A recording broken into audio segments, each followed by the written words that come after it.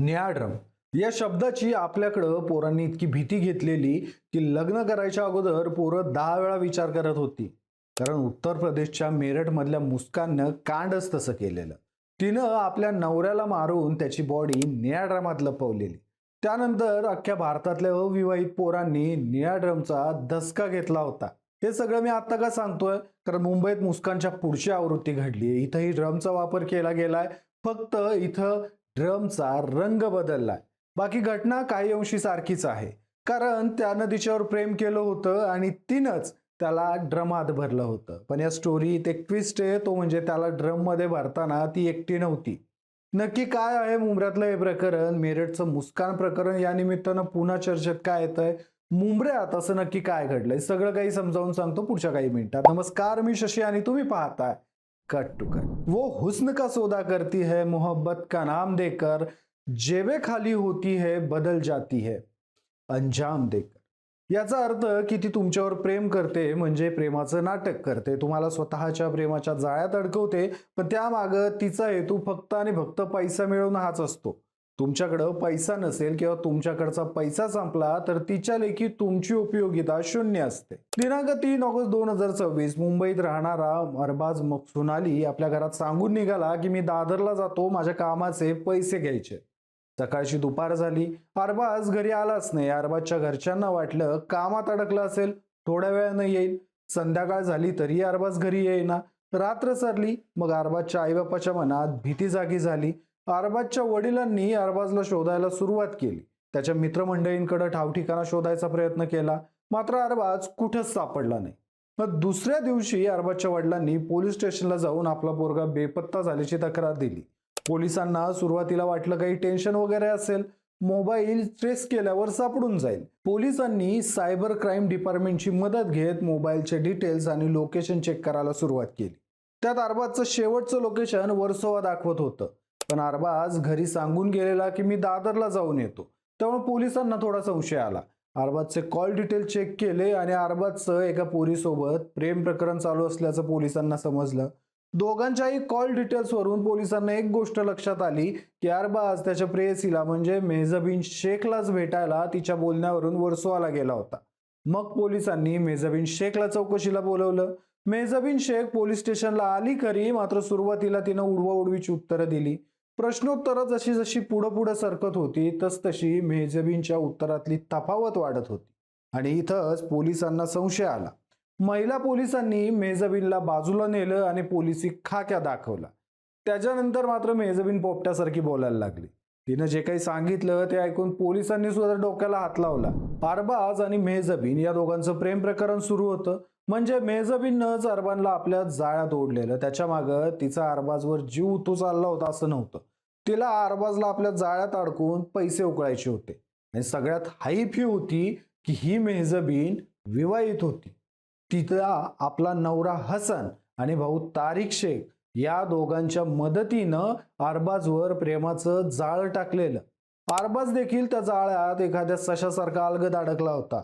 अरबाज आपल्या प्रेमाच्या जाळ्यात पुरता गुरफटलाय हे मेहजबीनला लक्षात आल्यावर तिनं आपला नवरा आणि भावाच्या मदतीनं पुढचं पाऊल टाकलं. अरबाजला वर्सोव्याला भेटायला बोलवलं.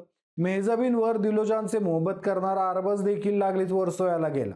घरी कुणाला संशय येऊ नये म्हणून त्यांनी सांगितलं होतं की मी दादरला जाऊन येतो.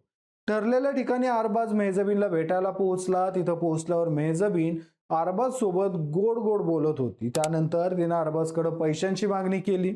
अरबाजनं आडेवेडे घ्यायला सुरुवात केल्यावर पैसे दिले नाहीस तर मी तुला अडकून टाकीन असा इशारा दिला. अरबाजसाठी हा धक्का होता. जिच्यावर आपण जीव ओवाळला तिनंच आपल्याबद्दल असा विचार करावा हे पचवणं त्याला जड जात होतं. अरबाजनं शांतपणे विचार केला आणि धाडस कडून मेहजबीनला पैसे द्यायला नकार दिला. मेहजबीन चिडली. मला पैसे द्यायला नाही म्हणतो ही गोष्ट तिच्या इगोवर आलेली. सोबत तिचा नवरा हसन आणि भाऊ तारिक शेख देखील तिथंच होते. प्रकरण पुढं सरकतंय हे लक्षात येताच मेहजबीनचा नवरा पुढं आला. अरबाजला काय चाललंय हे समजेना. मात्र त्या दोघांनी सराईतपणे अरबाजला आवळून धरलं. मेहजबीननं त्याचे हातपाय बांधले. इगो दुखावलेली मेहजबीन एखाद्या चौताळलेल्या वाघिणीसारखी अरबाजवर तुटून पडली होती.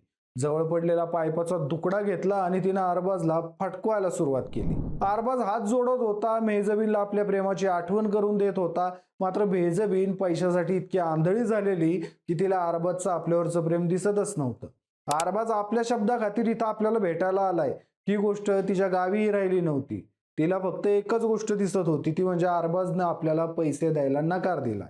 अरबाजने आपली किंमत शून्य केली. अरबाज रडत होता, भेकत होता, पण ना मेहजबीनला दया आली ना तिथं असलेल्या मेहजबीनच्या नवऱ्याला आणि भावाला. त्या दोघांना या गोष्टीची लाज वाटली नाही की आपली बहीण आपल्या समोर पैशांसाठी अफेअर करते आणि पैसे दिले नाहीत म्हणून स्वतःच्या बॉयफ्रेंडला आपल्या समोर मारतीये. कारण ते दोघंही मेहजबीनच्या प्लॅनमध्ये सामील होते. त्यांनी मेहजबीनच्या बाजूने अरबाजला फटकवायला सुरुवात केली. पाईपचे काही फटके अरबाजच्या वर्मी बसले आणि अरबाजचा श्वास जागेवरच शांत झाला. त्याच्यानंतर या तिघांच्याही लक्षात आलं आपण काय माती खाल्लीये. किरकोळ रकमेसाठी आपण एकाचा खून केलाय, पण आता पोलिसांच्या तावडीतनं सुटायचं कसं? मग त्यांनी नियोजन केलं. एक हिरवा ड्रम आणला, त्या ड्रमात अरबाजचा निष्प्राण झालेला देह कोंबून भरला, त्याला झाकण लावलं आणि तिथल्याच एका निर्जन ठिकाणी असणाऱ्या नाल्यात त्यांनी तो ड्रम फेकला. मेहजबीनचा नवरा आणि तिचा भाऊ खुश झाले. त्यांनी सुटकेचा निश्वास टाकला. त्यांना वाटलं इथपर्यंत पोलीस कधी पोहोचणारच नाही.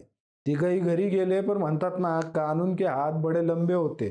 कारण एक चूक मेहजबीनला भारी पडली. मेहजबीन आणि अरबाज यांचं कॉल लोकेशन हे एकाच जागेवर होतं आणि त्यानंतर अरबाजचा मोबाईल बंद झाला होता. या एका संशयावरून पोलिसांनी सूत्र हलवली आणि मेहजबीनला उचललं. मेहजबीनच्या माहितीवरून संबंधित ठिकाणी जाऊन नाल्यातनं तो ड्रम बाहेर काढला. अरबाजची बॉडी पोस्टमॉर्टमला पाठवली. मेहजबीनला अटक केल्यानंतर तिच्या जबाबावरून तिच्या भावाला तारिक शेखला देखील पोलिसांनी अटक केली. मात्र या घटनेची माहिती मिळताच मेहजबीनचा नवरा हसन आणि हसनचा मित्र मुजम्मल पठाण हे दोघंही फरार झालेत. पोलीस आता त्या दोघांचा शोध घेत आहेत. या घटनेनं पुन्हा एकदा माणूस पैशासाठी कुठल्या थराला जाऊ शकतो, पैशापुढं प्रेम कसं शून्य आहे हे दाखवून देतो. या घटनेत मेहजबीन स्वतः विवाहित असताना तिचा नवरा आणि तिचा भाऊ तिला लफडं करायला समर्थन देत होते आणि आपल्या बॉयफ्रेंडला तिला त्यांनी भेटायला बोलवायला लावलं.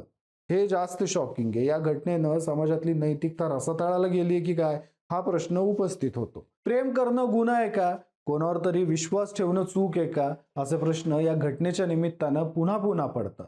तुमची या घटनेबाबत काय मत आहेत मला कमेंटमध्ये आवर्जून सांगा. व्हिडिओ आवडला असेल तर व्हिडिओला लाईक करा, शेअर करा आणि कट टू कटला सबस्क्राईब करायला विसरू नका.